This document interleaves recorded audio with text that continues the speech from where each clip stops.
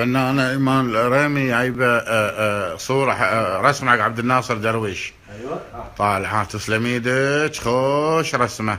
ممتاز. بس هذه الصورة شوف ابو درويش وايد حلوة. ليش اشتى ونعال ماني فاهم. وين جنس ونعال ماني فاهم. الصورة حلوة هني مو حلو. صيد صورتنا كلنا ايمان، رسمتنا كلنا. وهذه الصورة وين بتحطها ابو درويش؟ بحطها معلقة هناك. بيعلقها هني بالمكتب، كل الصور بالمكتب. داود حسين الهام قصف البوليفي بالكويت لانه يخلص معاملاتنا دائما. زي علق هذول وين عطي المسمار بعد؟ لا بس عبد الناصر درويش قاعد يضبط صورة الهام الفضالة. عوية كنا. شوف الهام، ها شوف منو قاعد يركب لك الصورة. شوفي شوف، ها رسالة إلى الهام. لا مرحبا والله.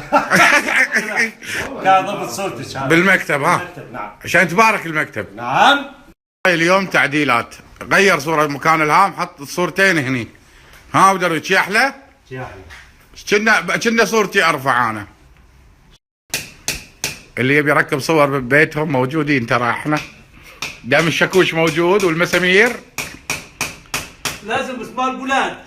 انا والهام مو فاضيه الهام. هلو. وبعدين طلع منه زايرنا. شوفه. يا هلا. فات الليل ولحق العمل صار كوميدي. محمد المغلق خلاص عبد الناصر يقول العمل صار كوميدي. لا هو يا اخي حفظ مصيبه يا اخي. لا انت مجيد يا مان.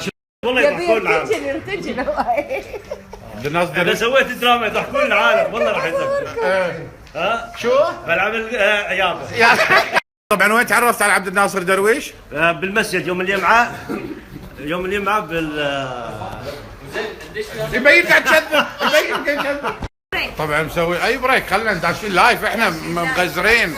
ها احمد؟ عسى البلام شو اخبارك؟ انا زين شو اخباركم؟ على لايف الهام. ها يسالني بعد عن المسلسل الثاني الكوميدي. يلا بنبلش 3 اسابيع ونبلش تصوير ان شاء الله. الحين التجهيزات ان شاء الله خير وبركه. رذاذ مطر خفيف، ديمه خفيفه. يلا خير ان شاء الله. كوميدي معاي كل جروبي ان شاء الله، راح يكون حق تلفزيون الكويت. وبعد الفطور المسلسل الرئيسي ان شاء الله راح يكون. ومعاي 2 من السعوديه. الناس اللي احبهم بالسعوديه بالسوشيال ميديا طبعا تدرون طارق الحربي وزيد السويده. الله يزيد صح يمثل هالمره. اخذوا مني تصريحات وان شاء الله تصريحات صدق. انا ما اخذ موافقتهم المبدئيه. دشوا على زيد يقولوا له يلا وافق تشتغل مسلسل. حاس زيد راح يصير ممثل خطير. جعل ما يمثل معاي الا انتو طارق، جعل 2كم. طبعا انا لان غرت من شواربه ما شاء الله نفتلهم. انا كطولت شواربي وراح اسوي نفسه ليه وصلهم ليه اذني.